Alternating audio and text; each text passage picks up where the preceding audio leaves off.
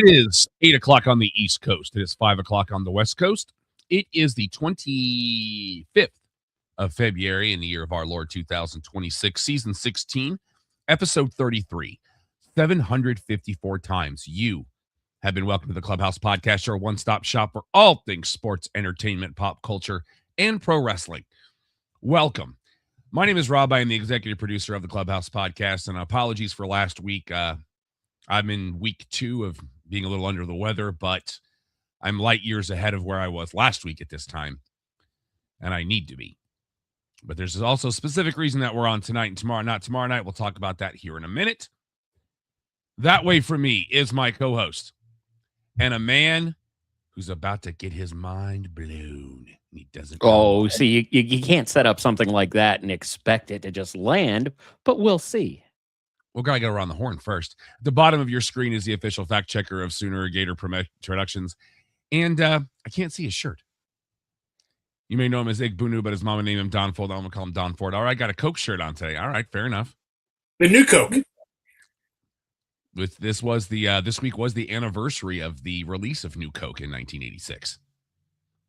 So, you know, the only place that you could get that now is at the World of Coca-Cola in Atlanta. I didn't think it was that bad. I didn't. I Yeah, remember I had McDonald's down there. That's the only place in the world where you can now get that new Coke now. They still have it. Well, and to counterpart Rob's, I became a Pepsi drinker because of it. 4 decades later, we should probably rename it. I'm just saying. Yeah. All right, gentlemen. First of all, we have our latest acquisitions from Shirt Punch. This is the mystery shirt that I got. So bonus points if you understand this reference. Do not Google. Bells Beach, Victoria, Australia. Yep. Alex? I believe that would be a Swayze reference, would it not? To what? Oh, I was trying to not be specific in case Don wanted to jump in. But if Swayze is wait, hold on. Hey, Don, if I said that Bells Beach had the phrase "via con Dios," what would you say? I'm thinking, what was that thing with Patrick Swayze and Gary Busey? What? Weird that Gary Busey would be number 2 on the list, but you're in the right vein. No, what was that film? The surfer film? I forgot. Point Break. Yep, that was the mystery shirt. Okay. Interestingly enough, I believe that is my favorite Patrick Swayze movie. So, and they are now 2 for 4 in the mystery shirts with me. Okay. Now for the reason that I made the order. Get ready, boys. This is one of those, I saw it and I was like, oh, that's a purchase.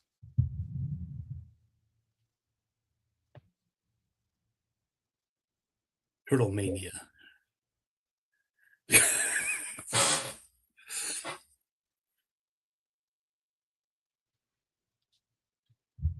So, yeah, are you a big... I'm so glad I muted my microphone so I didn't say something that rhymes with duck at you. I love that shirt. That is a great shirt. So you're a big Turtles fan? Yeah. I didn't know that. Honestly, I didn't. And it also plays into why we're on Wednesday this week. Yes, it does. Which we'll talk about in here in a little while. But just to give you the fine print, the belt is the Intercontinental Sewer Championship belt.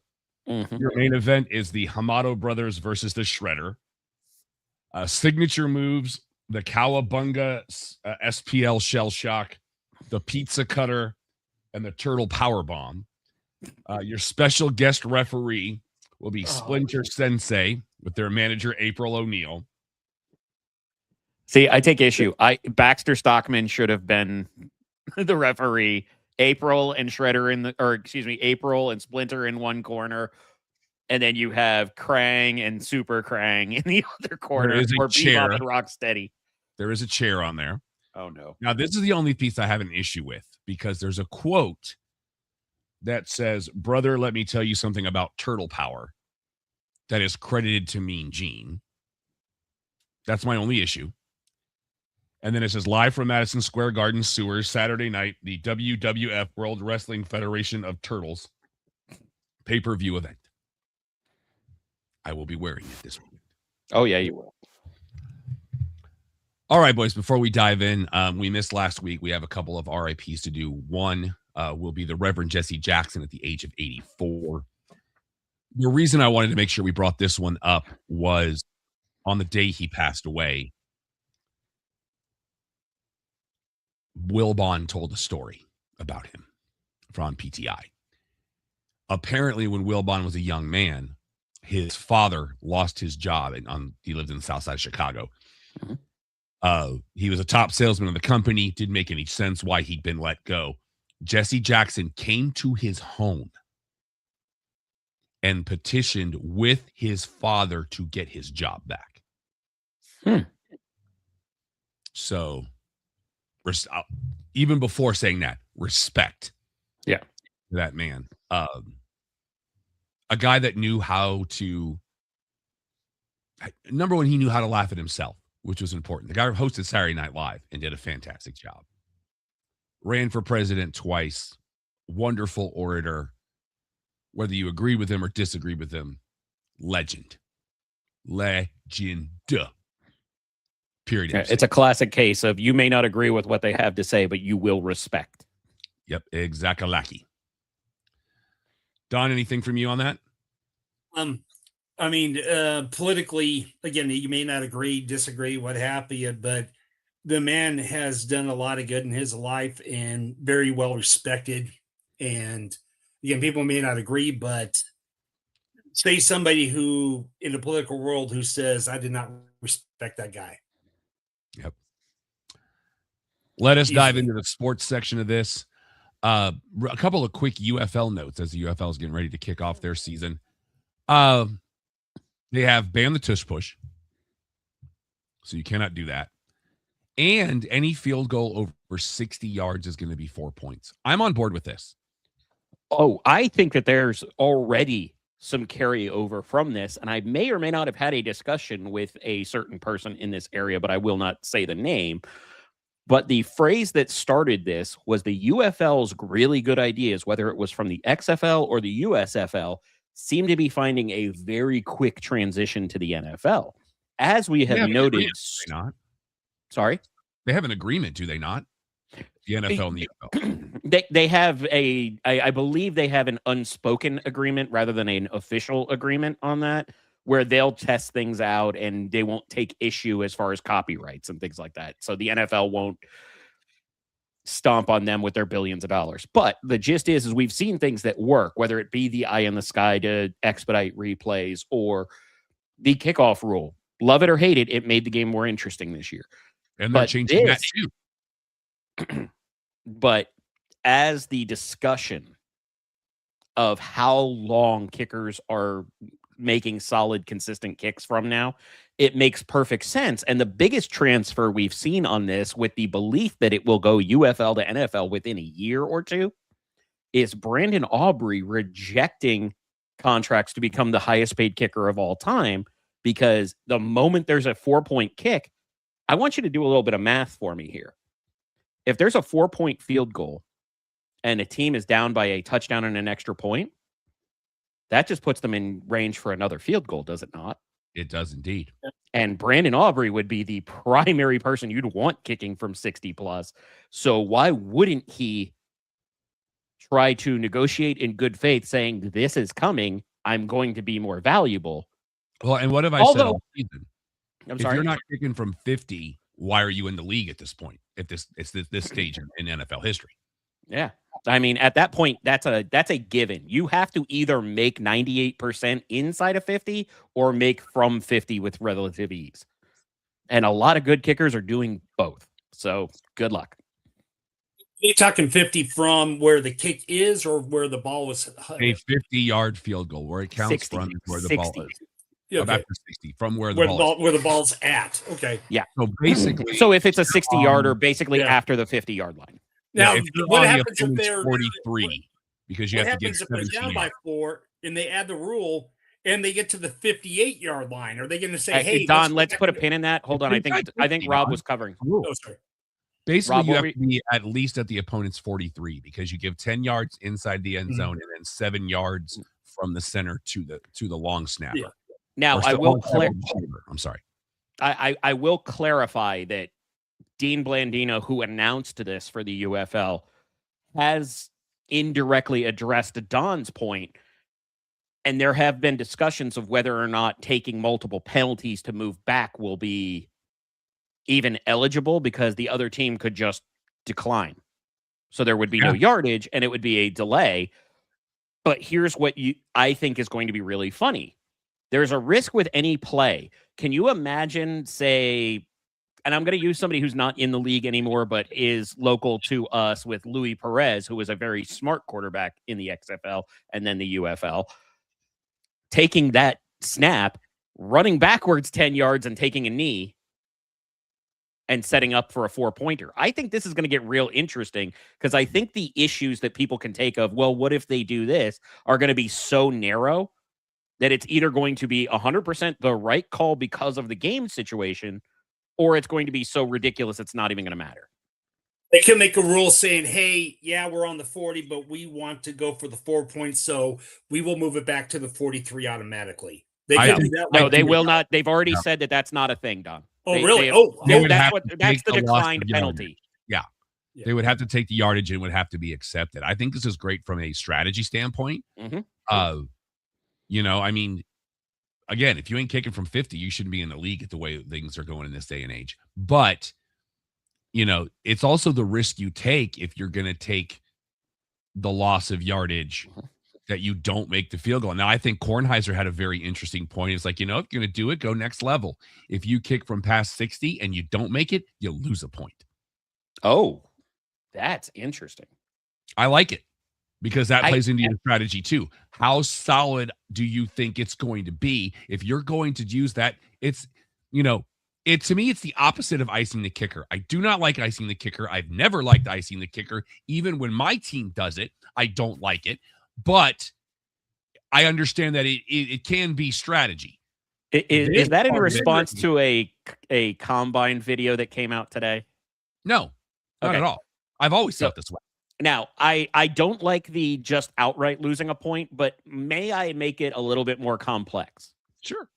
If the team took a negative yardage play to be in the 60-yard range, then the negative point is on the play. You follow me on that one? We'll see how it folds out. Yeah, but the video I was referring to was the Florida Gators kicker during the combine, who was, kickers doing what kickers do during a combine. They want to see him kick field goals. They want to see him kick kickoffs. That's pretty much it. So what they did, because the Florida kicker was absolutely dead center, it was really impressive. One of the coaches decided to just walk in front of him after the snap, as if he was freezing the kicker.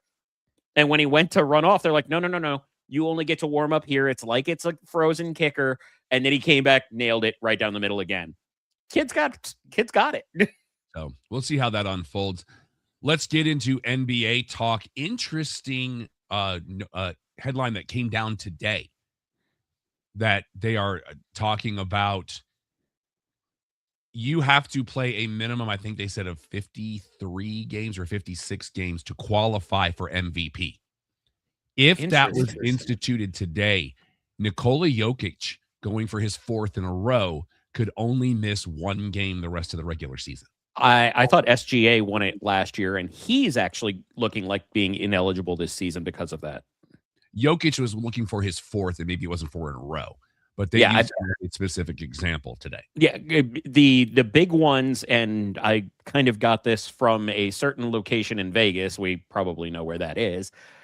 There has been some drastic money moves based on these discussions, as well as just general line moves based on who you expect to be MVP, because of SGA and Jokic being out for as long as they have. And I believe they said that's your last 5 MVPs, or 5 of your last 6 that would be affected by missed games, as well as just seeing the betting trends move proactively. And I know where that is. It's in Nevada. You're lucky my buttons don't work tonight. StreamYard's being moody. All right, let's get into your standings. The Washington Wizards, average point differential for them is almost 11 a game right now. So they're taking a quarter off, basically. They're 15 games back. They are 11 back of Charlotte Hornets, now a half game back of Atlanta. Atlanta's 2.5 back of my Heat, and the Heat are a game back of Orlando. In the Atlantic Division, Brooklyn is 23 games back. They are 17.5 back of Philly. Philly is 2 back on Toronto. Toronto 2.5 back on Daryl's Knicks. But Boston's on a 4-game heater, and they're up 2 in the division. I saw them in those gold on whites the other night. Those looked amazing. Big fan. In the Central Division that has no Eastern or Western, the Indiana Pacers. Woof. How are you a major playoff team in the last 2 years, and now you're 28.5 back? I know that answer. It's called Tyrese Halliburton's Achilles. They are 9 back of the Bulls. The Bulls now 2.5 back of Milwaukee. The Bucks are now almost 10 back of Cleveland. Cleveland now is 6.5 back on Detroit. By the way, Bulls are on a 10-game skid right now. In the Western Conference, Southwest Division, because South and West are both in West. Fly Pelican, 25 games back. They're 5 back of the Mavericks. The Mavericks are a half game back on Memphis right now, but Memphis is 14 games back on Houston. But San Antonio's on a 9-game heater, so they're 5.5 up in the division. In the Northwest Division, the Utah Jazz, they're terrible and they're tanking. They're 26.5 back. They are 9.5 back of Portland. Portland now 8 back of Minnesota. The Timberwolves, I almost said Wild, are a half back of Denver. Denver now 8.5 back on Oklahoma City. In the Pacific Division, because the Pacific is in the West, the Sacramento Kings are 22 back. They're 15 back of the Clippers. Clippers now 2.5 back of Golden State. Warriors now 2.5 back of Phoenix. And the Suns are now 2 back on the Lakers. That whole division's going to be up for grabs before too much longer. Let's get to the NHL and the Eastern Division, or Eastern Conference Atlantic Division. But before we leave the NBA, and I know this is weird for me to want to talk about basketball. You're not wrong. Outside of March, but I believe we may have not covered, because of timing, Chris Paul's retirement. Oh, yeah. I forgot about that. Yeah, it was a couple weeks ago. It just didn't line up with the show. But Chris Paul, a.k.a. the point god, the original State Farm NBA, I believe, spokesperson, CP3, who did nothing but excel his entire career. And him not getting a ring is pretty sad to me, especially where you see he came out of Wake Forest, took the league by storm, did nothing but just everything that was needed. I will actually miss watching Chris Paul play. And you know what? Today's the 25th. We'll round up, so technically we're talking March. Well, I'm talking about basketball before March. That's the noteworthy thing. I was going to say we're rounding up, so you're okay. Fair enough. In the NHL Atlantic Division, my Panthers, defending champions, by the way, are now 17 points back in the division. Are you kidding me? One moment, please. I need to mute for just a moment.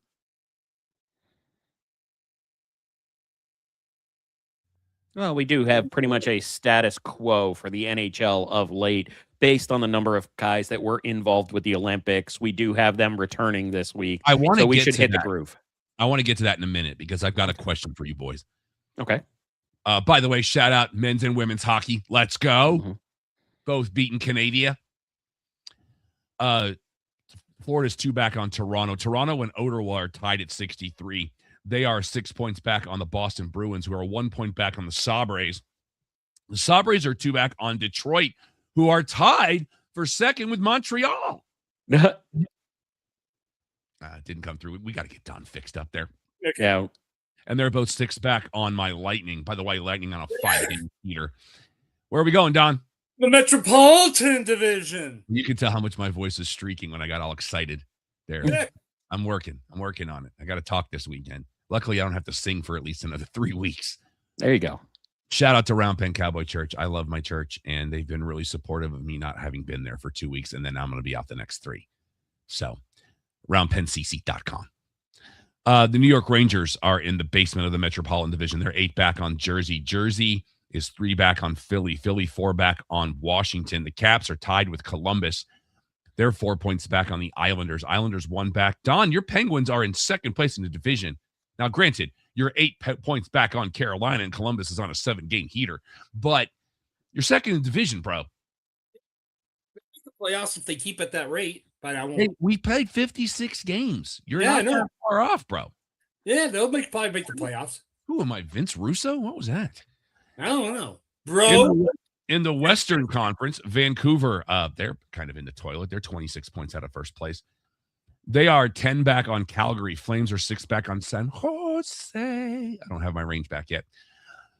Sharks are 2 back on the Kings. Kings 3 back on Anaheim, who are tied with the Kraken. They're 1 back on Edmonton. Edmonton 4 back on Vegas right now. And in the Central Division that has no Eastern or Western, just like the NBA, St. Louis Blues, they are 34 points out of first place right now. And they are not North America's favorite game show, by the way, boys. They are 3 back on the Jets. Winnipeg, a point back on Chicago. Marcus's beloved Blackhawks are 6 back on Nashville, who are 5 back on Mammoth.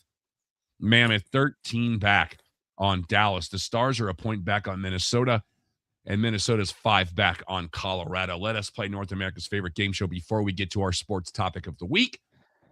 What is the goal differential? Oh, you went to a one shot on me. Thank you, Alex. We're working out making this thing look cool. I'm just saying. What is the goal differential for the Vancouver Canucks? Don, do you want to take this one first, or should I? Yeah, I'll be daring. I know. Let's just say I'm going to be 60. Negative all right. 60. Alex. Yeah, it's been a minute. I don't know that much has happened since the last time we actually got to play. But with Rob's reaction to the number, I'm going to have to say probably closer to like minus 68 for Vancouver, but I could be totally off base. The Vancouver Canucks have played 57 games. And thank you for doing the switching, Alex. It means a lot that you're doing that, because we have gotten compliments on the changing of the one shots from many, many people. Many people. So thank you for doing that. The Vancouver Canucks have played 57 games. In those 57 games, they are 18-33-6. It's almost March, boys. That gives them 42 points. Oof. They are 6-21-4 at home, 12-18-2 on the road, 2-7-1 in their last 10, and they're on a 3-game skid. The Vancouver Canucks currently have a goal differential that, had Alex done Price is Right rules, he would have nailed it. It is minus 61. Don was 1 off. You know, the worst part is I thought about doing that, and I was like, no, I've done that to him in the past. I'm going to pass on it this time. So here's my question, boys. The Winter Olympics, gangbuster ratings, excitement all over the place, storylines, just like the Olympics always are. But the number of injuries that the NHL is now dealing with as a result of the Winter Olympics, though, they just kept coming across my screen the other day, and it made me wonder, are we suffering more injuries now than we have in the past? Am I just noticing it more? And how will this affect the games going forward from an NHL standpoint? Because you could have key people like the Stars have a guy who are out for 2 weeks. By the way, I think 3 or 4 Dallas Stars either have a silver or gold from the games. Shout out. Yeah. Will this make the NHL more hesitant down the road? Because I don't think from a player standpoint, this is a big deal, because these guys want to play for their country. And I get that pride in where you're from. But we had a lot of injuries come out of these Olympics. I think this happened to be more of a notice situation, because I think there's a big thing that most people don't acknowledge when it comes to this. I don't know if this Olympics applied, but in normal international competition, you wind up playing on a much larger surface because you're sharing with figure skating or different aspects like that. I don't know if they had a dedicated facility for this one. It seemed like it was more standard size to the NHL, but I think the injuries are not new. I don't think this has been anything different, but you also have to realize they talked about not having NHL players, period, for a long time. And part of that became, well, what does the player want versus what does the team want? And it's, you listen to your boss kind of aspect in that range. But I don't think this is going to change. I think it's better for the game to be seen globally with the NHL players involved. And I don't think there were more injuries. I just think it's because of how our news cycle has become so. I mean, think about it. Just from 4 years ago, we have infinitely more apps, infinitely more streaming, infinitely more devices telling us what's happening. So I think we're more inundated with the updates than there is actually more. Don, what do you think? As a kid, he used to play hockey in Montana and stuff. And I remember when they won that gold in 80 and what they did at even the rink in Montana. And our first gold since then, by the way. Yeah. They had on the same day finals against Canada in the past, and they lost that. That's when Lemieux was there and all that as one of the team players, so I'm here's the goal. Yeah. There's always going to be injuries regardless of the Olympics, and it's only once every 4 years. And you're going to have teams from around the world that are going to have injuries that aren't even in an NHL or the European League. And they just know it's part of the deal. And since it's not like it's every year, it's once every 4 years. It's for the country. Most people are going to complain. You're going to have people who are the NHL from Europe who play for their national team and stuff like that. Here's the thing, though. If let's say you say, let's go to the just non-pros. Well, one of the reasons why in the 60s, 70s, 80s, why the Russians were so dominant is because they weren't allowed to have professional athletes at the time. But what they did is they had these people in Russia, they'd call them military people that were military, people in the military, but all they did in the military was play hockey. So they got the best people, in that kind of country at the time, the best players in the country, and said, you're going to be in the military, but your job in the military is to play hockey. So they kind of circumvented the rules. And that's why the big upset of the 1980s was such a huge thing when you had basically these professionals take on being beat by some college kids. I like the idea of the professionals in there, and especially when professionals are going back and playing for the home country, like some of the European countries and stuff like that. Let them play. If they get injured, they get injured. That's a fair point. I do want to say, if you're fans of right here at Sunset Lounge DFW, Mac Engel on the Angle a few weeks ago did a really good dive into that history of amateurs versus pros. Now, to me, when I think of that, I think more on the basketball side of it and the summer side, where we told the world, like, you don't have to stop doing this. Like, come 88, the U.S. said, stop putting your pros in, because you don't want us doing that. And then the rest of the world did in 88, which is why 92 happened.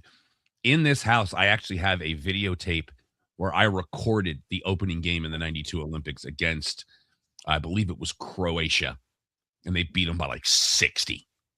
And that just started that whole thing. But make sure you're checking out the Angle as well as all the shows right here at the Sunset Lounge DFW, because he does a really good, it's about a 20 to 30 minute dive into the history of why it was supposed to be amateurs for so long and how it evolved into the professionals and some of the things that people do that are getting them into other countries to play for other countries. It's a great deep dive. So I would say check that out. We have a lot of great shows right here at the network. I listen to all of them. I don't really listen to El Maximo because I don't speak Spanish. But I want to support El Maximo because those guys are amazing people. Quick update. That first game was against Cuba, and Cuba scored 57, and a reasonable point total for an international game at the time. But the Dream Team scored 136. Oh, I thought you take that came in the Summer Olympics with soccer. You're going to have non-professionals play around the world on soccer. I'm not saying it's a bad thing. I'm just saying this was the evolution of it. I know. I like the But I also believe but every non-American sport has done this forever, has sent pros, whether it be soccer or baseball, basketball, that kind of thing. Every other country was sending pros, period. But I also believe in the showcase for guys that maybe Mhm. aren't going to make it to the show, you know. Well, But that was one of the also big the economy of it too. that was one of the big things with hockey early on, as well as baseball. It was always the showcase for the best college players, the best amateur players to go into the draft, because the baseball draft was always after the Olympics. Okay, fair enough. You were rolling. Timing. No. I That's why I didn't do it. I knew I was at the end. let's get into TV talk and stuff we watched this week. Alex and I have the same thing we're going to talk about. So Don, we're going to defer to you. Any TV you watched this week? Yeah, I'm pulling up my list because there was a lot. Holy mackerel. Oh dear. Okay. The Banished, they had the series/season finale of that, which was basically on MGM, where the lady, her boyfriend, disappeared off the train, all that, and it gets deep diving. It ended okay. On NBC, we started watching they just premiered the first 2 episodes of the Fall and Rise of Reggie Dinkins, the mockumentary about With Tracy Morgan. Yeah. And It's good. Isn't Harry Potter in that thing too? Yeah. Daniel Radcliffe. Daniel Radcliffe, yeah. He plays the director of the documentary that they're making on this guy. Basically, he's kind of like a football version of Pete Rose, who gets caught gambling, gets barred, and now he's trying to get his career back. You know, like he calls into a sports show saying he's calling to like the ESPN Live on the phone, but he thinks he called his bookie, so he's talking about gambling on the sports show live. You know, not good. So This feels an good. awful lot like Mr. 3000. Yeah, you can say that. Somebody go get pregnant. It was good for the first 2. I enjoyed it. I could see some potential in that. Not as good as The Office, but still decent. And then the last one, which we binged in 2 days, me and the Fantastic Faith Ford, really enjoyed, was The Burbs on Peacock. Off the original movie of the Tom Hanks film. Kiki Palmer. Yeah. Yep. Yeah, very, very good on that one. Okay. We binged in 2 days, and it's kind of like its own thing on its own. It still plays some homage and tributes and cameos to the movie from decades back, but still it was its own thing with some roots, which I really enjoyed. But very good. I really enjoyed it. I'm looking at season 2. It's real high on Rotten Tomatoes, and I can see why. Recommend it. All right. My TV Alex and I have both set the tone. Reset the tone. That's right. Was this season 5 or 6? 5. Season 5 of Shoresy is available on Hulu now. Yes. I think for the first time ever in anything Letterkenny related, I finished it before Alex did. I wonder how close that was, but yeah, I think we finished on the same day, but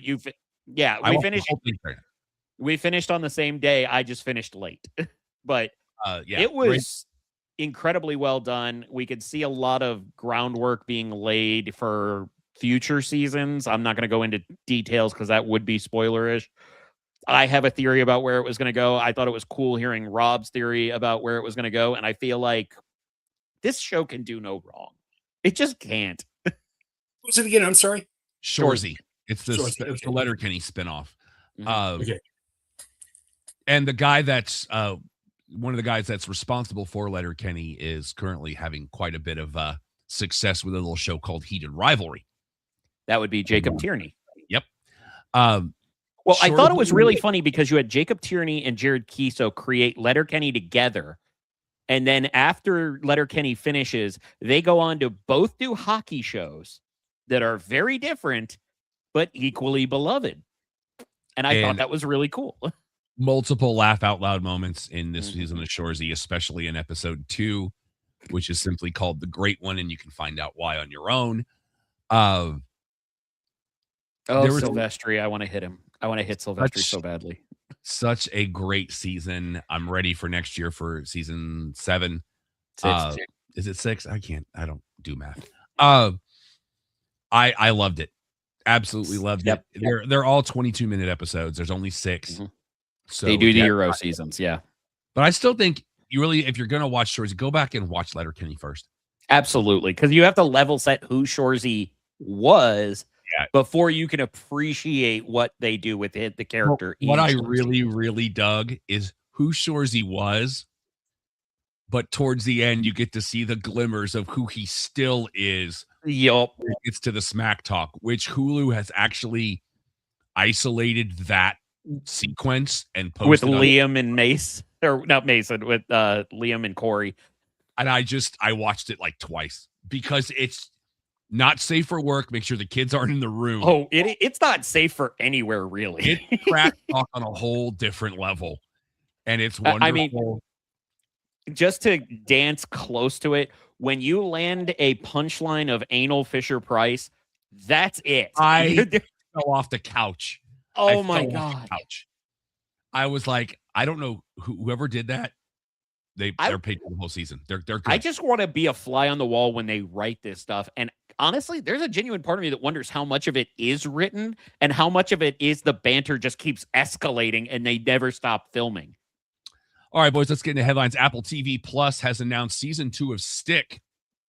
We'll be adding Timothy Oliphant and Judy Greer as series regulars. Oh, I like that because those characters, despite being smaller in the first season, were perfect for the narrative. I really enjoyed Stick. You put Oliphant in just about anything I'm in. Oh, no. But what I'm saying is Stick, very reminiscent of Ted Lasso. If you have not watched it, go watch it. It is not the same as Ted Lasso, but it has the feels. And it's about golf. Yes. CW announcing that season 4 of Sullivan's Crossing starts on April 20th. Very popular with them. Mm-hmm. HBO Max, TNT, TBS, Warner Brothers has renewed Industry for a 5th and final season today. So if you're fans of Industry, you got one season to go there. Hulu, Disney Plus, Fox, they have canceled Tell Me Lies after 3 seasons. And we have Baywatch reboot news. I did see this. And this is not going to be like they're not recasting all the roles because your lead, who will play an adult version of Hobie, which was David Hasselhoff's character's son in the original, will be played by the great Stephen Amell. Which now I'm like, do I have to watch this now? We had to watch it originally. The moment Stephen Amell is involved, we are, I don't want to say contractually obligated because it was only a bottle of wine, Mike. But still. MGM Plus news for you, Don. Do you know you're getting a series based on the Magnificent Seven? Yeah. On MGM Plus, and Matt Dillon has been cast in one of the lead roles. I'm game on that. I love the Magnificent Seven, which again, everything goes back to Kurosawa because it's based on Seven Samurai. Yep. I love the remake that they did with Denzel Washington a few years ago. You guys know I'm a sucker for Westerns to begin with. Solid Westerns, absolutely. So, yeah. NBC Peacock Universal is doing a series based on the movie Bride Wars from a few years ago. Emma Roberts has signed on. Because whenever there is something that gets greenlit, Emma Roberts is somehow involved until she's not. Hey, get your paycheck. That's the way I see it. Hey, I don't have any problems with it. Did you boys know that Netflix is doing a Scooby-Doo prequel series? No. It's going to deal with Daphne and Shaggy when they were younger. They meet at a summer camp and wind up involved in a mystery at the summer camp. The person that voiced Daphne in the Scoob movie that came out during the pandemic will play her in the live action, and it will be one McKenna Grace. Like her. She's good, does good work. Absolutely. And we have more because we can't have enough God of War casting news. We have more, boys. Go back to the first Deadpool movie if you remember Ed Skrein. He will play Balder. He also had a very prominent turn during Game of Thrones before leaving to do Deadpool. So he would be playing Balder. How about we just get a trailer? Show me something. I love it. They're not to that point yet. TV on DVD and Blu-ray this coming week. Season 1 of Chainsaw Man, which is an anime, which is actually a guy who has a chainsaw for a head. And it's literal. Season 3 of Strange New Worlds, which I have to watch still. And not only the final season, but you can get the complete series box set for Cobra Kai. Oh, Tuesday. Nice. I've very much enjoyed that beginning to end. And I did not think I would. And let's talk about the other shows on this fine network.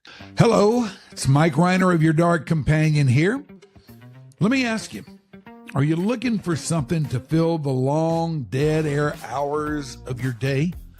Well, join the Sunset Lounge DFW and Your Dark Companion on patreon.com, YouTube, and wherever you get your podcasts.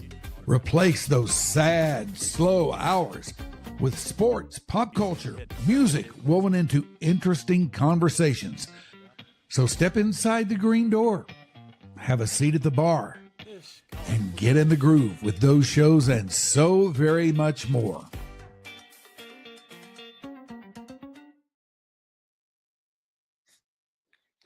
I need them to recut that because I don't like having Ziggy appear right after me. It makes me feel less pretty. Rob, I think you might be muted. I am. I was muted. I was saying that seems to be your problem there, Diva boy. Let's get into movies talk with a couple of more rest in pieces. Robert Duvall passed away at the age of 95. Legend. I mean, what do you say about Robert Duvall that hasn't already been said? There is nothing. It's just one of those of, if you either know who Robert Duvall is or you need to go learn. That's the beginning and end of it. Tom Hagen in the most perfect film of all time, The Godfather. The way he plays in Godfather Part 2, the anguish that he has to deal with for being constantly on the razor's edge with Michael. And it's just, my God, this man, he's done it all. Well, and the interesting thing with him is you can't say that he didn't have range, but he always kind of played Robert Duvall in some form. It was definitely him. But he still disappeared in the role. Everywhere. Yeah. But it's fit in every role. You're absolutely right. It's amazing. And then what was yesterday, the first movie you saw him in? I'd have to go back and look through the whole thing. To me, it's always The Godfather. It just is. If I can, how many people really have iconic lines? And you got to look at We Need a Bigger Boat. This isn't, I don't think we're in Kansas anymore. There's always going to be that, I love the smell of napalm in the morning. Yeah. Apocalypse Now. Yeah. I mean, he's, iconic. No scandal, well respected. Everybody said, nobody said this guy was a jerk behind the scenes, anything like that. And, again, how many people have those iconic lines, which will be here 100 years from now? People will still be saying, go for it. Yeah, no. To cement Don's absolutely incredible point on that. Do you know how many minutes Robert Duvall appears in Apocalypse Now? No. 11. He appears in the movie 11 minutes, crushes the iconic line so hard, I believe he was nominated for Best Supporting Actor. And should have been. Yeah. Let me do a check on that. Thank you, Don. And the other one, Rob? And before you people at me, I'm allowed to call him Diva Boy because we can do that. We pick on family. You ain't family yet. Also yesterday, I was perusing my social media as I tend to, and Greater Austin Comic-Con put up a picture that had me in it, and I was a little confused. And because we love Greater Austin Comic-Con, hopefully coming this July, we don't have the dates just set yet. And then I clicked on the picture and found out we lost Robert Carradine at the age of 71. And the picture was the Q&A I hosted for the Revenge of the Nerds reunion. Those movies don't work without him, among other things, too. Yeah. Yeah. It was the story that I will always take with me is from that show, and it doesn't even involve him directly. The night before the show, I was at the hotel, and we tend to stay for that show. We tend to stay in the same hotel as some of the guests. And as I was leaving the hotel to head out for the the Friday night. At that time, we were having a talent show that was hosted briefly, but he did make an appearance by the great James Hong. As I was leaving, Curtis Armstrong was walking in, and I called him Mr. Carradine, and that haunted me for about 24 hours. Not only from Curtis Armstrong, but also from some of the other guests, Donald Gibb being one of them, who played Ogre. And then I wasn't supposed to host that Q&A. But the person that did got sick. I had to fill in. And the way I introduced them was guys I've haunted their lives for the last 24 hours. But they were great. Enjoyed talking to them. We also talked a little bit about a show they had called King of the Nerds that was on TBS for 2 seasons that I absolutely loved. I asked them where the Throne of Games was. They did not know, but they really wanted to know. Legend. I'm honored to be able to say I got to spend some time with him on stage. The three of them, thick as thieves, even to that day, and I'm sure beyond. I was very, very honored to spend time with him. And, losing him at the age of 71, he will be sorely, sorely missed. That being said, gentlemen, let's get into stuff we watched.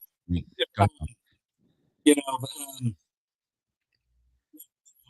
always remember and everything like that. And to show how much of a class act he was, the guy who played who's the young prodigy.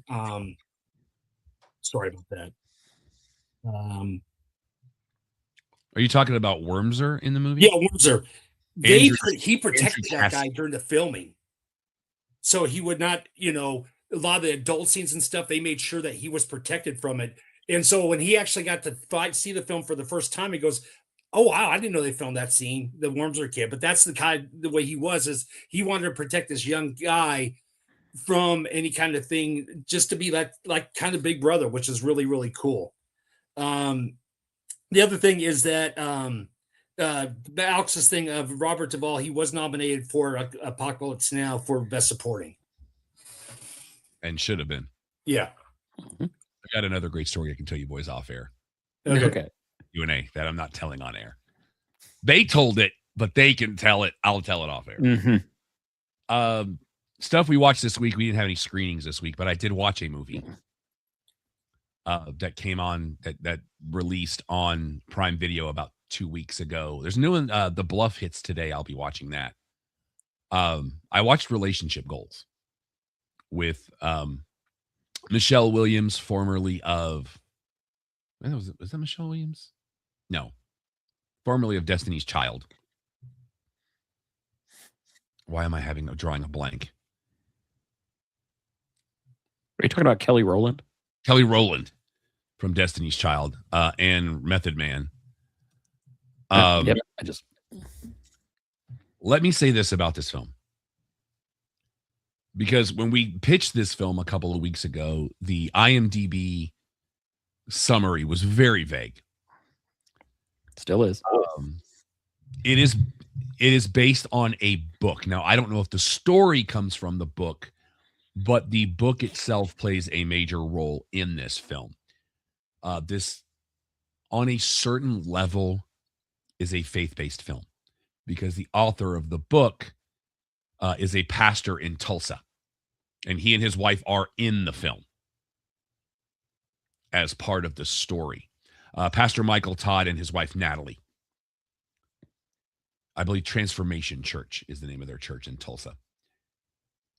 Kelly Rowland and Method Man are vying for the same job. She currently is up for the job as the showrunner of a morning show. He comes in as another candidate for the job. They dated at one point, end up having to produce together, and I think we all know where it goes from there. She has two friends. One is the host of the show. The other one is the makeup artist. They're all best friends. It's not bad. Definitely chick flicky for sure. There's one point in there that I kind of went, oh, I mean, I guess I know why this is here, but really? Method Man's another one. You put him in just about anything, I'm going to watch it. Because Method Man's meth. I mean, he's the man. That's why he has man in his name. I can't, I mean, it's an hour 33. Dennis Haysbert has a small role in this. Mr. President. He's one of two people I will call Mr. President. The other one I'm upset I may or may not be able to interview. Again, it's a good girls' night in kind of a movie. Hour 33 and out. You know, it's not bad. It's not great. Did we get a chance to talk about the reviews from a couple weeks ago? We had a lot of them. I've slept since then. Well, I know we talked about Epic beforehand, but not since the reviews. But also I was wondering, selfishly, full asterisk, acknowledging the selfishness, if we've had a chance to talk about Blades of the Guardians. I want to say we did. Okay.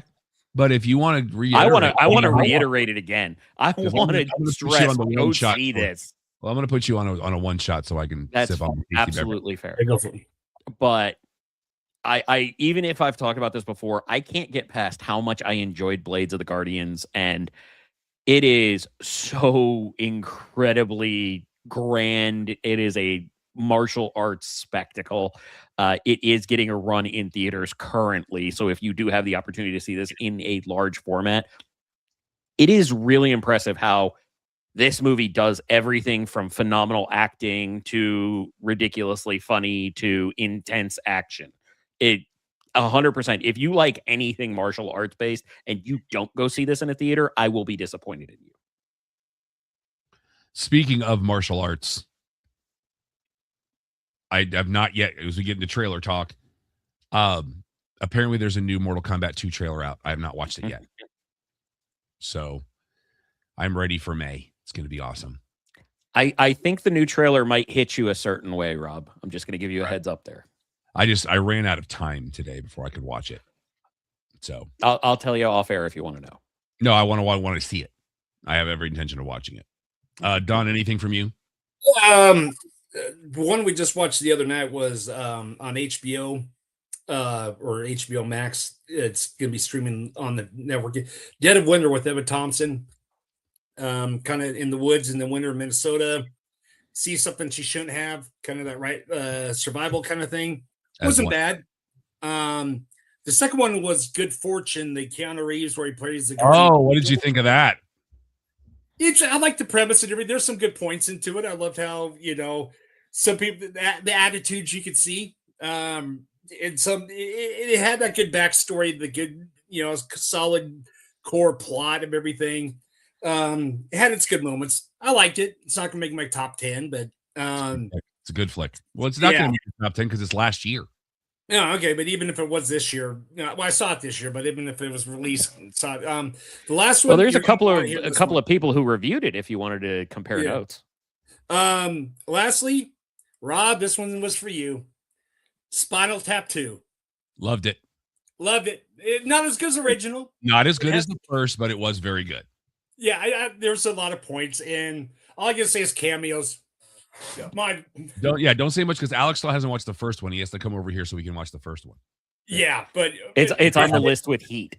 It's not just part one continued. It's like it's separate child, but it has a core base. Right. But still it's a sequel. Yeah, very good. I enjoyed it. Our friends at Alamo Draft House are starting something tomorrow night. For those of you that may not be aware, Gorillaz has a new album releasing this week. It is called The Mountain. Tomorrow night at your local Alamo, they're doing an album release party with a 20-minute video presentation. Then, starting tomorrow night and for the next 3 Thursdays after that, each member of Gorillaz is picking a movie that they want shown at the Alamo. That's cool. So tomorrow night, 2D's pick is Perfect Days. March 5th, Russell has picked Sweet Charity. March 12th, Murdoch has picked Bad Santa. And March 19th, Noodle has picked Britannia Hospital. So I love that. I love that we're associating it to the cartoons. Well, that's what it is. That's gorillas. That's what I'm going with. Yeah. Hold on one second, please. So are we calling this the Feel Good Incorporated partnership with Alamo? I'm here for it. I love gorillas. With a Z. I do too. Just a couple of quick movie headlines. We have Amy Rose cast for Sonic the Hedgehog 4. Will be voiced by one Kristen Bell. Okay. And Sony is going to reboot the Spider-Verse again. Of course they are. Write the check, Sony. Just get write the check, Marvel. Yeah, write the check, Disney. Sony, just tell them what the check is. Still need to find Across the Spider-Verse on 4K. I'm having a lot of difficulty getting that movie trading. Do you have another casting news? By chance? Go ahead. That's what I was trying to transition with when I mentioned Heat being on the list, because now attached to Heat 2, starring opposite Leonardo DiCaprio, is Christian Bale. All right. How do you feel about that fitting? I'm here for it. I just need to know what they're doing with it. No idea. Like I said, I'm the only one that hasn't seen the first one, so. Well, and I would tell you don't do a lot of digging because I really want you to go and it's cold as possible. No, I have avoided everything like it's dead. I mean, I'm good because Michael Mann's involved. Mm-hmm. So, and I'm one of the people that really liked what he did with the Miami Vice movie because it was his baby. I love it, yeah. So just that line where Colin Farrell says, or this place is going to look like a Jackson Pollock painting. I was like, oh, it just got real. I often wonder if living in South Florida, it's a prerequisite that we enjoyed the Miami Vice movie. It's possible. Yeah. But I have the soundtrack. I enjoyed it very much. You know, that would be one I think I would like on 4K. Yeah, that should be a good one. I bet that looks gorgeous. And you know what? With 4K, with an audio field based on a number of those scenes. Oh, yeah. Plus, selfishly, non-points version of In the Air Tonight. Awesome. In theaters on Friday. I was going to say tomorrow, but it's Wednesday. I don't know. We do have something hitting theaters tomorrow. A 21 Pilots music production hitting theaters tomorrow called More Than We Ever Imagined. We have Bring the Law. A disgraced LA cop is chosen to lead a task force against a local crime syndicate and uncovers a conspiracy of corruption in his own department. Brendan Fair is in this. Danielle Harris is in this. Nikki Whelan, Mickey Rourke, Peter Fasinelli. Those are all the names I recognize. Also this week, we have Dreams. Yeah, that is not the... it's not a documentary about Fleetwood Mac, just so you know. This is a drama romance thriller night.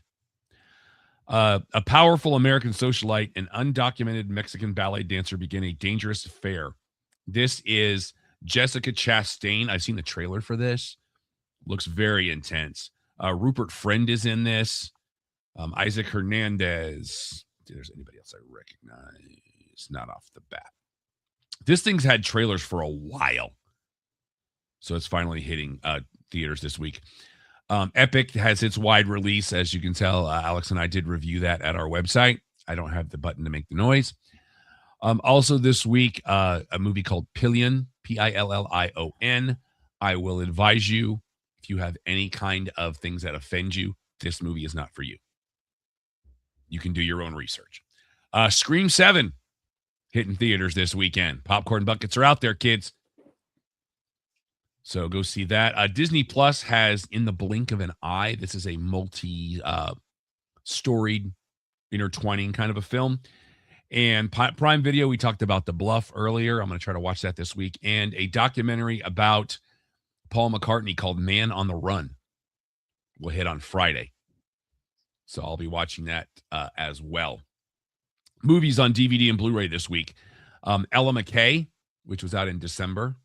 Which, I mean, I kind of want to see it. It's got Jamie Lee Curtis in it. It's got Woody Harrelson in it. Hamnet, which all three of us have seen and loved. Merrily We Roll Along. This was Daniel Radcliffe revisiting a stage production that he was in that was in theaters in December. The Running Man, the new Running Man is going to get a steelbook this week. Zootopia 2, which I need to watch. We're getting a collector's edition steel case Blu-ray of the original Faces of Death. And if you are a Gen Xer, I'm with Alex on this. Yeah. Also, the 10th anniversary of Kung Fu Panda 3. 4K, and all the others will be available in a 4-pack. Oh, I love these movies. I love them. I love them. I love them. The 1978 version of Piranha gets a 4K steelbook. And all the Pink Panther movies. Is that the James Cameron Piranha? Or was that another one? I think that was the original that he was involved in, yeah. Okay. In 78 when he was he worked a lot with Roger Corman around his early. Yeah, that's true. And all the Pink Panther movies are getting 4K releases, and Return of the Pink Panther is the latest. I love the OG Pink Panther. I didn't see the Steve Martin one because it seemed a little weird to me. All right, boys, real quick, we want to talk about pain, anxiety, sleepless nights. Dealing with a lot of that myself currently. But what if you could free yourself of that and do it naturally? Well, one of our big sponsors right here at Sunset Lounge DFW, the CBD House of Healing, is here to help you in those categories. It's a women-owned business. It's a boutique that specializes in only products made from their lab, right there in-house, so it meets their highest of quality and purity standards. Summer Hansen, who is said owner, she is a registered nurse. Her mission is to build trusted relationships through education. You're not just going into a place and they're just going to be like, here, dude. No, she wants you to have the knowledge that you can care for yourself, because self-care is the ultimate goal. So if you need relief from stress, from aches, from pains, from sleepless nights, you can go to cbddallas.com or visit them at 8550 Plano Road in Suite 101. It's at the corner of Plano Road and Northwest Highway. They even have slushies if you're into that thing. So find the healing you need at CBD House of Healing. And now, this.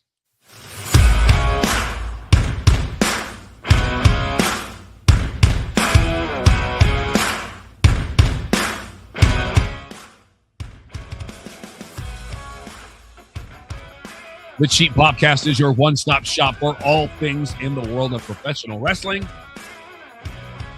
Not a ton to talk about tonight from the pro wrestling standpoint, but we got some things. First of all, I'm kind of interested in this first headline, boys. Paul Walter Hauser, favorite of all three of us, he says he's playing Mick Foley in a biopic limited series.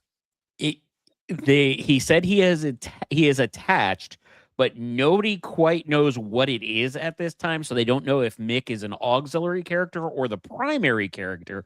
But Paul Walter Hauser said he said he believes he can announce it now that he is playing Mick in a project. He did not go into details beyond that. Also, want to send a quick shout out to our friend DJ Tricky Kid, Roy Turner, who's been doing some great work at the announce table for Texas Style Wrestling. Oh, TSW, nice. In NWA territory. So make sure you're tuning in to CW33 on Saturday nights. I DVR it because I got to get up early on Sundays. But Roy's been on the last 2 weeks. Big fan of that dude. Check out his work as DJ Tricky Kid, too. He's awesome, awesome work.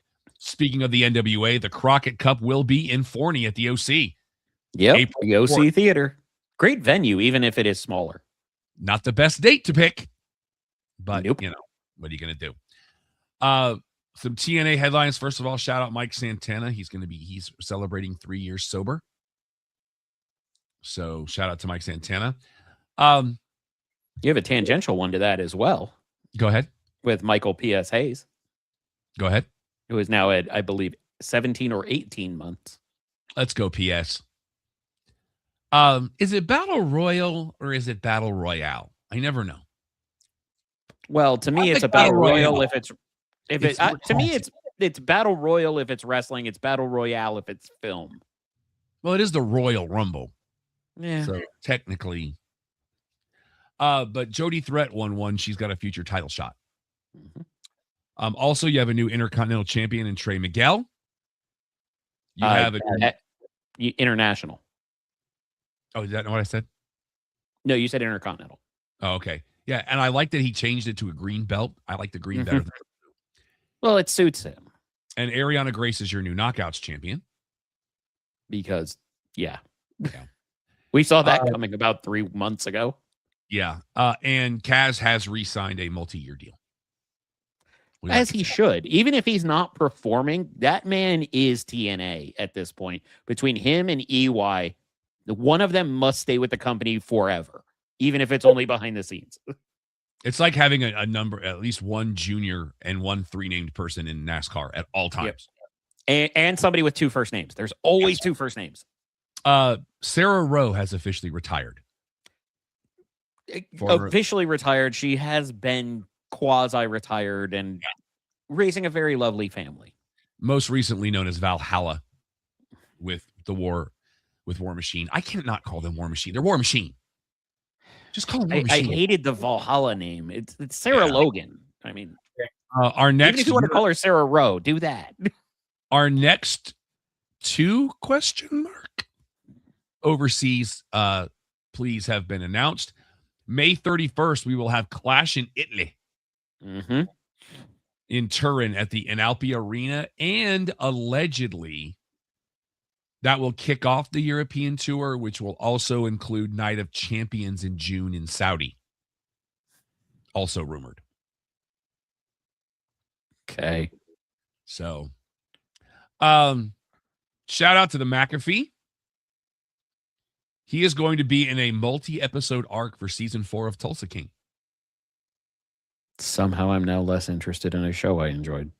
It's 3 episodes he will be featured in as an arc. Oh, and by the way, he has a new agent that's allegedly trying to push him into everything, and McAfee's there for it. Allegedly, the spinoff with Sam Jackson called Nola King allegedly now will be Frisco King, and it's going to be filmed here. That is looks like I need to dust off my headshots. So, the Chamber is this coming Saturday, and now rumors are abounding. We talked 2 weeks ago about this terrible idea that they're trying to do in Vegas for Mania, where they're blacking it out within 50 miles. They're trying to do it in Chicago, too. I was sent an offer regarding Las Vegas and this. I am not taking them up on this. Okay.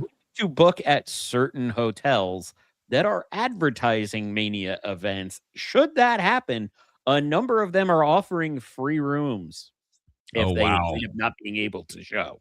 Now, mind you, Vegas has always been here. We'll give you the room for free because then we know where you're at. But that has been sent by at least 2 different locations to me. It's going to be a thing. And as we know, our friends at Cosm will be showing the Chamber. And to all the people who are like, oh, they can't black out everything. Yeah, it's not about blacking it out. It's about that fine. Yeah. Even if they have the licenses, which is even crazy. Yeah. Well, allegedly they're being refunded on the licenses or notified that they will. Chicago, they're going to black out Chicago in the live event there too, like they're trying to do Vegas because they're not getting enough. They already are. Yep. Why do you think they have that big box on Raw and SmackDown? It's all the unsold tickets to pay-per-view or to Please. I didn't tell you the theory. I heard who it is today. Oh, I know who the betting favorite is. Is that the same? Yes. That is who I read. That is today. the current betting favorite right now. I'm kind of here for it. But betting favorite. Well, his best friend is in the company and is a champion. Your betting favorite of who's in the box right now.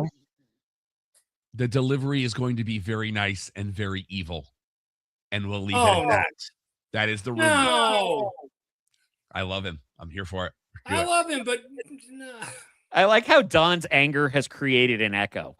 How bad do I need the moment with him and Uncle Howdy right now? No. Yes. No. it'll happen. No. And He's then- going to Raw. Get off it. No, and I want him to have interactions with The Miz. See, what I want is I want him to come out during the title match, curse JD McDonough, and suddenly his giant head is too heavy for him to stay standing up. Poor JD McDonough. You know I love Jordan. You know I love that man. I'm going to make fun of him. Again, we can make fun of our friends. Yeah. Or even better, he does it to Dominic and the mustache disappears. That would, or just falls off on live television. Absolutely. Bianca Belair is having surgery on one of her fingers. That's where she's at currently. I And believe she had successful surgery from the third opinion doctor, if that is what she reported, I believe. We had an She's gonna be Apollo out for Crews sighting on SmackDown. Well, how long is Bianca gonna be out for? Did they say after Mania or? So it's going to be a while because it's directly in the knuckle and has affected nerves.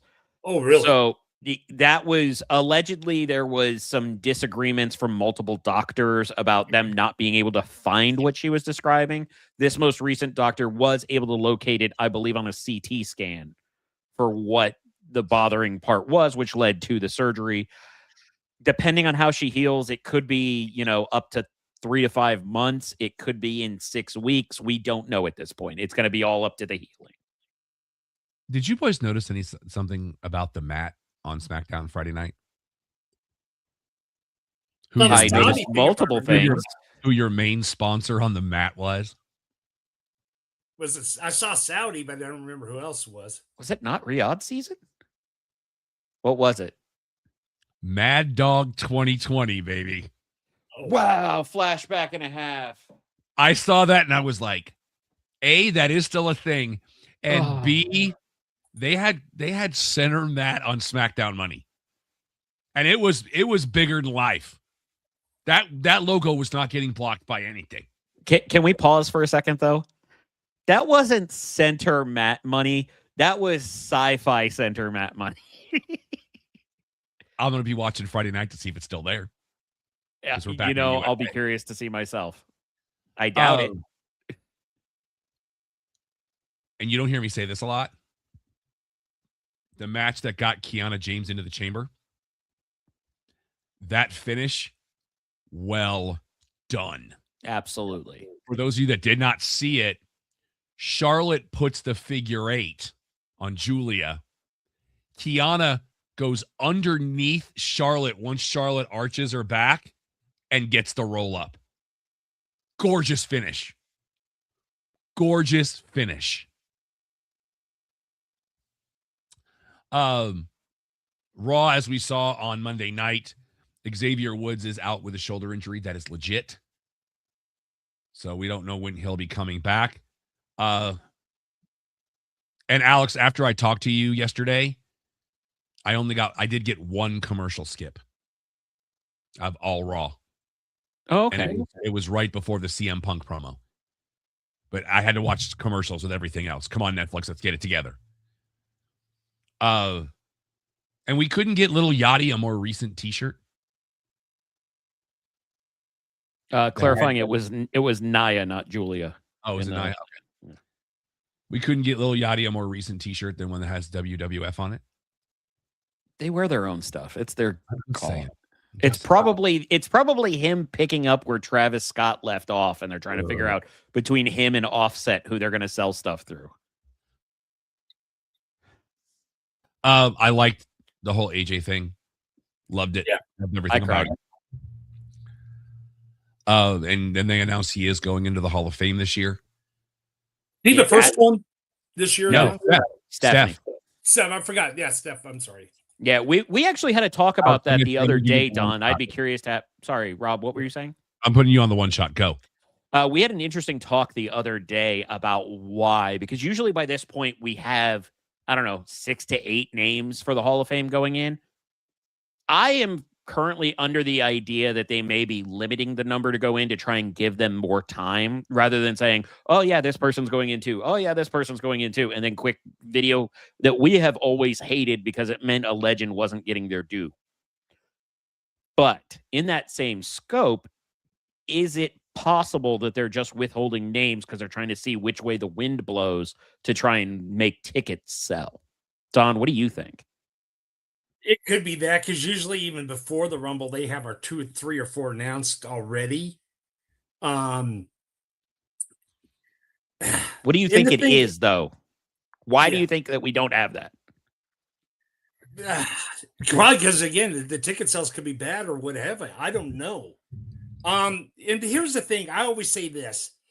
In Mania season, the SmackDown before WrestleMania, just put the Hall of Fame on that night, that during SmackDown. Our edition of SmackDown is the Hall of Fame, and do it like they used to do, where it's just them going to stage and all that stuff, because they already got the story told. People are in town, and it could be a respectful thing, like when me and Rob went to the Hall of Fame inside American Airlines Center. That's the way it should be. If I was Con, if I was H, I'd say from now on, Friday Night SmackDown is the Hall of Fame. Well, Don, something got announced last night that may change things in that. Yeah. There's a lot of people. So go ahead. So put a pin in that for now. Yeah. But there are a ton of people who deserve to be in the Hall of Fame. I mean, I could see why they did AJ and stuff like that, but I could give a list of at least 20 people who deserve to be in the Hall of Fame. That's always what it is. That's always what it is. Yeah. There's always going to be a list. Yeah. But you also have to remember, a lot of times there's people that they've asked to be in the Hall who have said no. Because but if they're not doing other things, it's a $5,000 Legends contract, which means you're at WWE's beck and call. That's part of the reason Shivani didn't do it, was because he was working in too many places. And he was like, I'm not going to sacrifice a Georgia game for some one-off signature. Rob? Well, they have to have a Legends deal to be in the Hall of Fame unless they That's pass. part of the deal. We do now. And speaking of Legends contracts and things they didn't have rights to, I saw earlier this week, and I don't know if you boys saw this, and this, Alex, this might pertain to you more than Don, but I don't know how much Don knows about these things. Arcade 1-Up was bought out.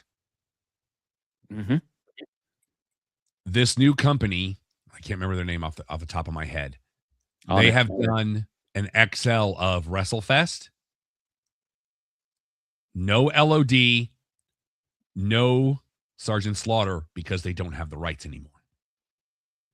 And for WrestleFest, LOD's part of the reason you get that, because they're the tag champs. Because they were just at the toy show in New York a couple of weeks ago. It's a company called Basic Fun that is actually over Care Bears, Tonka, and a lot of retro gaming properties or toy properties. And what I appreciate about what they're doing that Arcade 1 didn't, the new cabinets, you don't have to buy the stand if it's not tall enough. They come, I believe they're 3/4 scale at this point. So I couldn't tell you. My issue, though, is with like AJ going in. Yeah, he deserves it. Yes, he does. But this fast, I have no issue at all, because I want him in that Hall of Fame, and then before Bound for Glory, he goes into TNA's, and I'm good.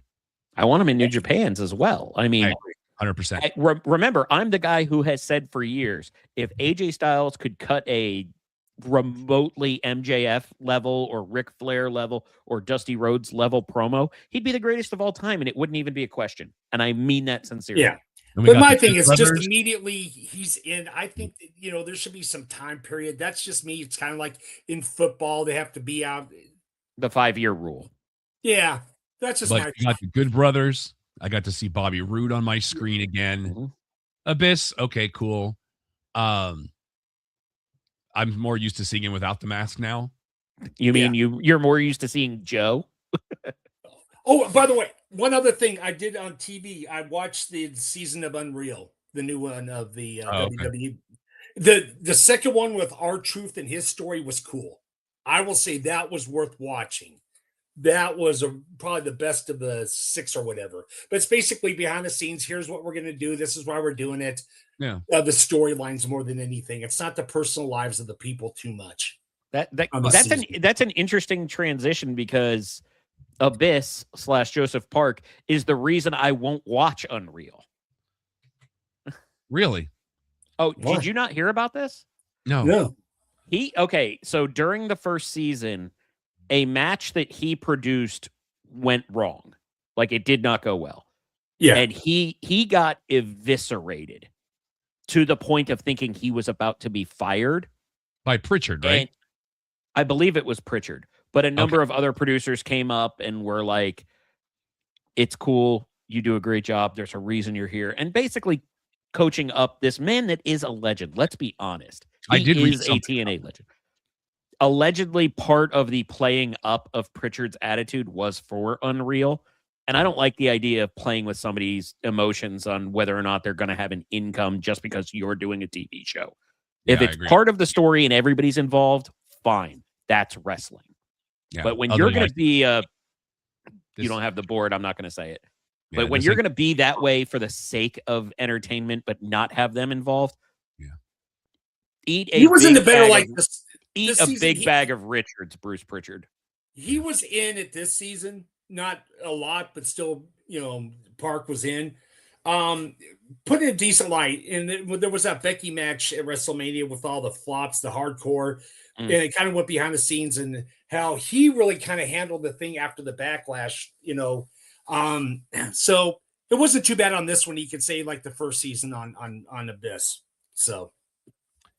All right, real quick, NXT, Jada Parker is out with a neck injury, even though she showed up last night. Now, Don, earlier you talked about the Hall of Fame. Yeah. This year, there's a time slot available. It is Saturday morning because Stand and Deliver will not happen during Mania weekend.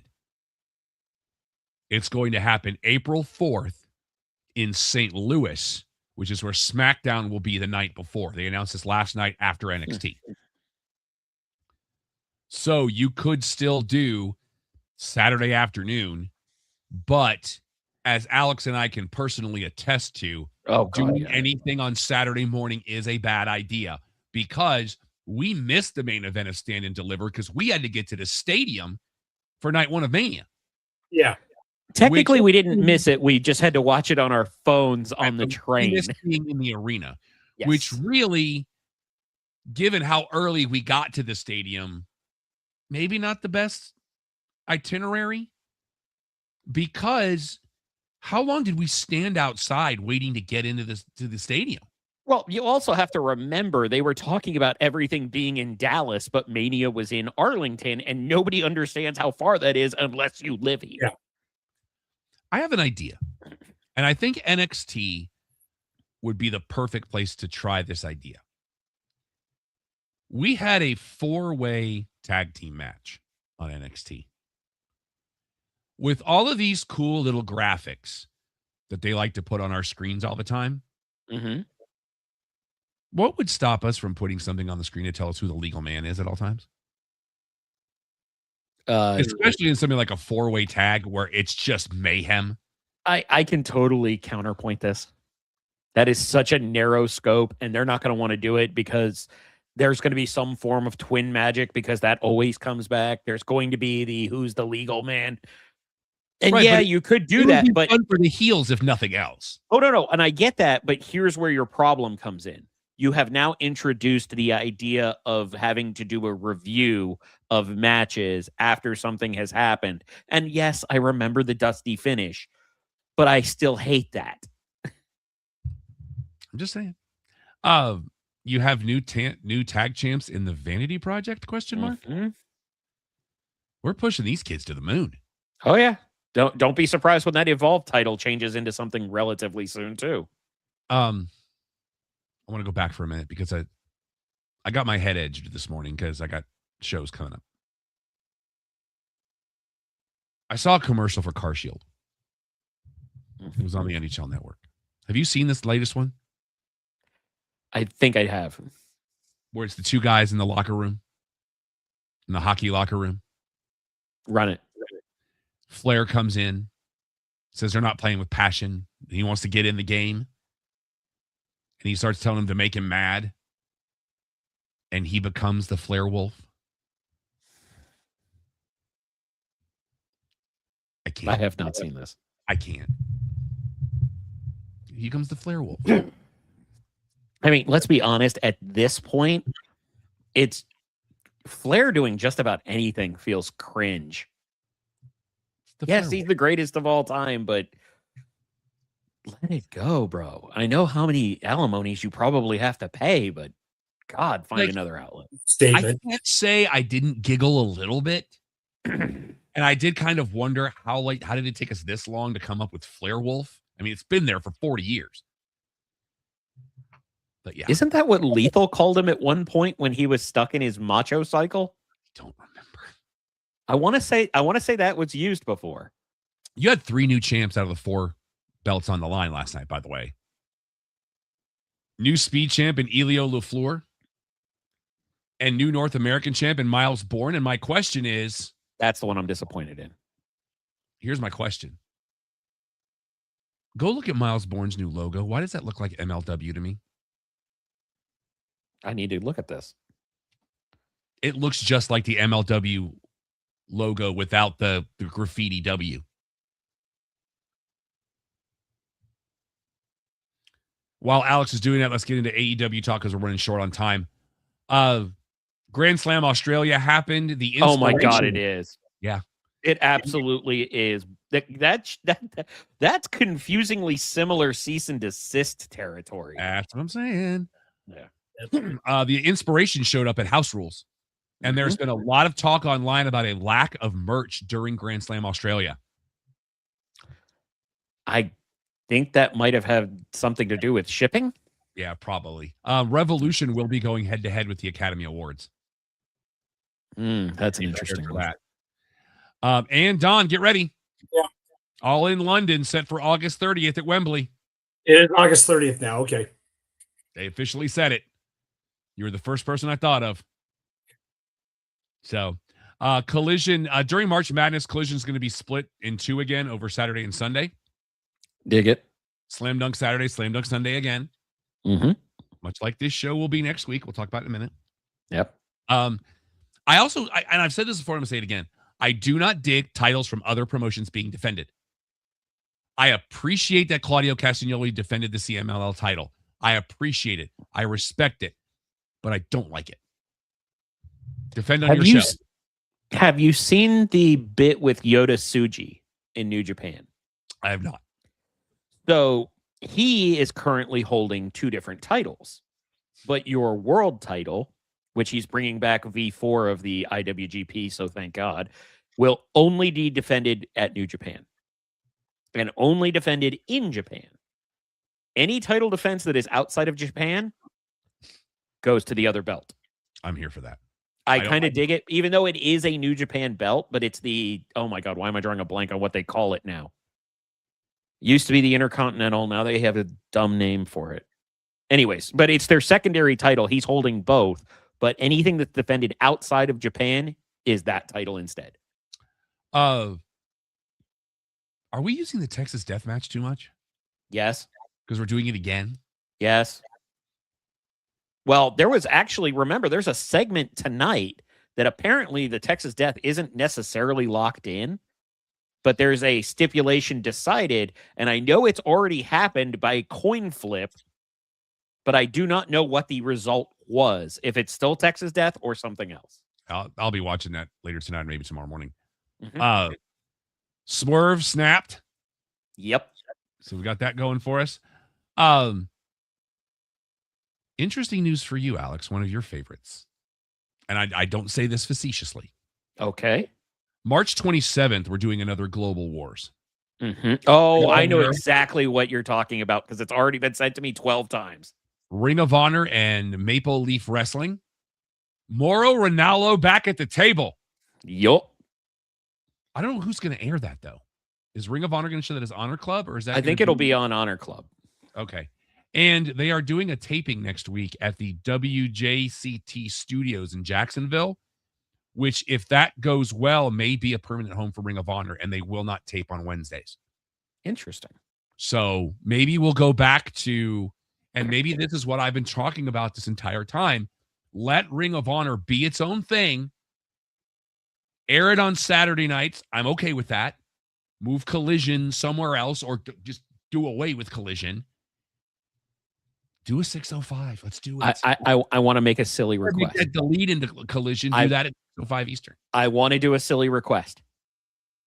Those are letters for a broadcasting studio. That is correct. Make ROH pick up where NWA left the retro feel behind. Give us the old school studio. Yep, let's do it. You know what? Somebody call Dockin. Let's do it. It's still your ringtone on my phone when I don't have that doesn't surprise me. Speaking of split, we talk about splitting Collision. We'll be splitting this show. Excuse me. Next week, our show will be back on Thursday. We will only we'll be wrestling intensive next Thursday night because the following Sunday, March the 8th, we will be live with the rest of our show at Retro Expo at the Plano Center right off of Spring Creek and Central. It's going to be a great show. There's going to be a Battlestar Galactica reunion. Bruce Kulick, who played with Kiss for the better part of 2 decades, is going to be there. We're having a Monster High reunion. Some great artists, both old school and new school Battlestar Galactica panels. It's going to be amazing. I'll be there hosting Q&As. Alex is going to be hanging out with me. Don will be there with us on Sunday. Do not miss this show. Now, this weekend, if you're down in the Austin area, I'll be in Pflugerville at Giganticon this weekend hosting some Q&As. We're going to have a Turtles panel with James Saito. He will be part of that, as will Kevin Clash. I'm going to be interviewing some great voiceover artists, some great comic book artists.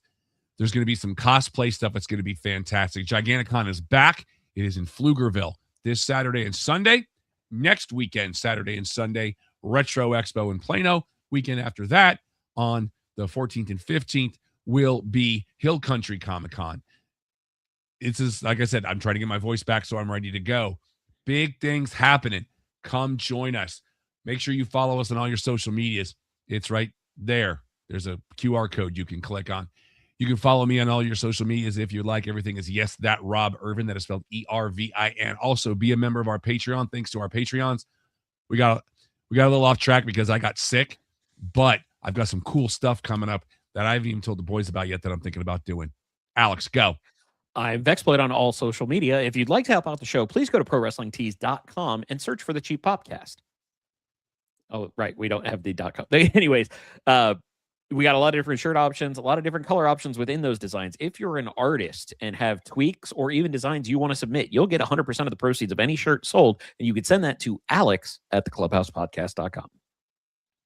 The URL to get those awesome shirts that even make me look good, ProWrestlingTees.com/Podcast. At Twitter, I'm Eddie Bunu. IGBNUU. If you want this match at your place, email me, Don at theclubhousepodcast.com. We love doing live shows and hanging out with the Empire. Unfortunately, this weekend we could not be at the Bankhead Film Festival in Garland. Make sure you check that out. Some great student films there. Excuse me. You can email me questions, comments, concerns. Tell me to go pound sand. I am Rob at theclubhousepodcast.com. Charla Marshall is on Pinterest because we're morally obligated to say that. And I want to send a shout out to Charla. Go to Overlord Caps. I just got a Bam Bam shirt from them. They just rolled out their Golden Girls collection.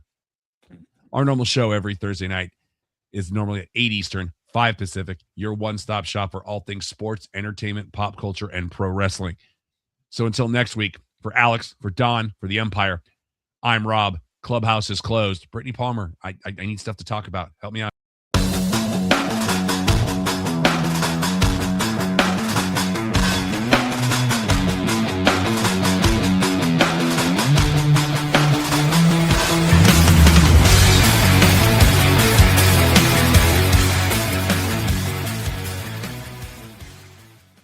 This is a Stolen Water Media production.